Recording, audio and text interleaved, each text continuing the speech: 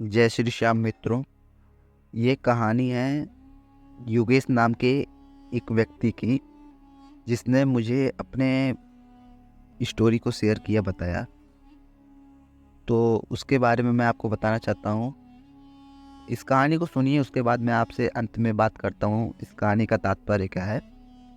जय श्री श्याम। चलिए कहानी को शुरू करते हैं। हरे के सहारे की जय। ये कहानी है योगेश की, जिसकी जिंदगी कभी बहुत सुकून भरी नहीं रही। योगेश एक छोटे से कस्बे में रहता था। पिछले 3-4 सालों से उसकी जिंदगी से परेशानियों से भरी हुई थी। घर की आर्थिक हालात बहुत खराब थे। उसके पिता भी कर्ज में थे। काम में कोई स्थिरता नहीं थी। कभी नौकरी मिलती तो कुछ महीनों में छूट जाती। घर में रोज रोज तनाव, किचकिच, निराशा और माहौल बना रहता था। योगेश अंदर से टूट चुका था। वो लोगों को हंसते हुए देखता, पर खुद के चेहरे पर मुस्कान लाने की ताकत भी नहीं बची थी। रात को वो अकेले बैठकर सोचता, मैं ही क्यों, मेरी जिंदगी में ही इतना दुख क्यों।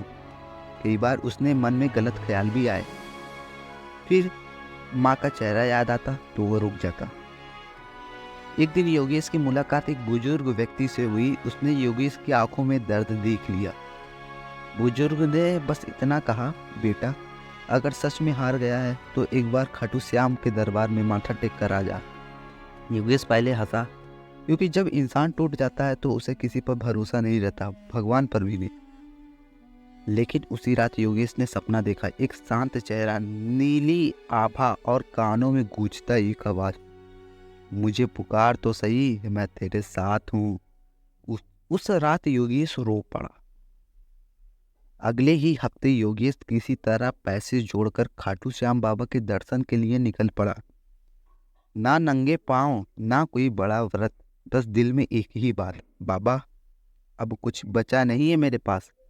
जैसे ही योगेश ने खाटू मंदिर में कदम रखा, उसकी आंखों से आंसू रुक नहीं रहे थे। वो कुछ बोल ही नहीं पाया, बस सिर झुकाकर रोता रहा। उसी पल उसके मन में एक अजीब सा सुकून उतरा है, जैसे किसी ने कंधे पर हाथ रख दिया हो कि तू बेटा घबरा मत, मैं तेरे साथ हूँ। बदलाव की शुरुआत। खाटू से लौटने के बाद योगेश की जिंदगी एकदम से बदल गई। समस्याएं अब भी थी, पैसा अब भी कम थे, लेकिन योगेश बदल चुका था। अब वो रोज सुबह उठकर कहता, जो होगा देखा जाएगा, लेकिन बाबा का भरोसा नहीं छोड़ूंगा। धीरे धीरे काम मिलने लगा। छोटा काम लेकिन ईमानदारी से करता।